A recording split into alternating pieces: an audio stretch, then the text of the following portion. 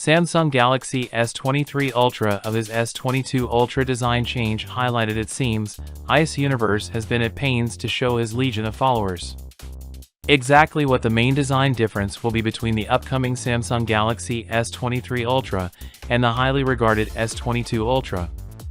Samsung Galaxy S23 Ultra is different from the rest. Huge interior and a 200-megapixel camera.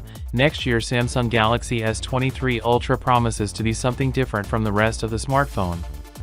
Samsung Galaxy S23 Ultra. The sides are a little flatter this time and the display isn't as aggressively curved as the S22 Ultra.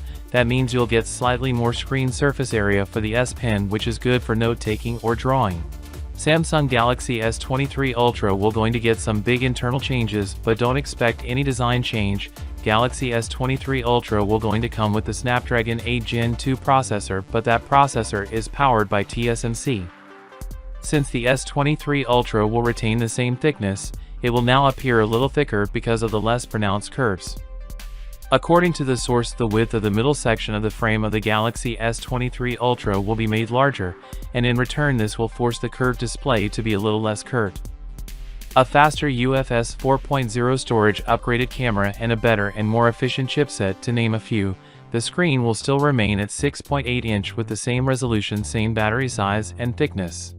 We've got a much better fingerprint scanner coming to the Galaxy S23 series. Ice Universe on Weibo tells us that the S23 Ultra is coming in at 163.4 by 78.1 by 8.9 mm, which compared with the predecessor, it shows us that the thickness remains the same. The height has been increased by only 0.1 mm.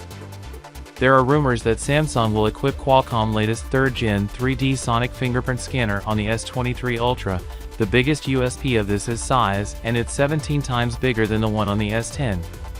Galaxy S23 Ultra is going to be coming equipped with an impressive 200-megapixel ISOCELL HP2 sensor, and it's reportedly coming with the latest Hexa squared pixel binning technology. This means that we're still going to get great low-light performance.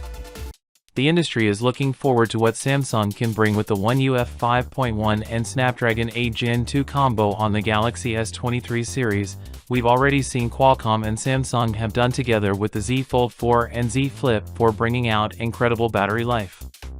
So, with that being said, let me know your thought in the comment below, and if you are new here, please subscribe. Peace out.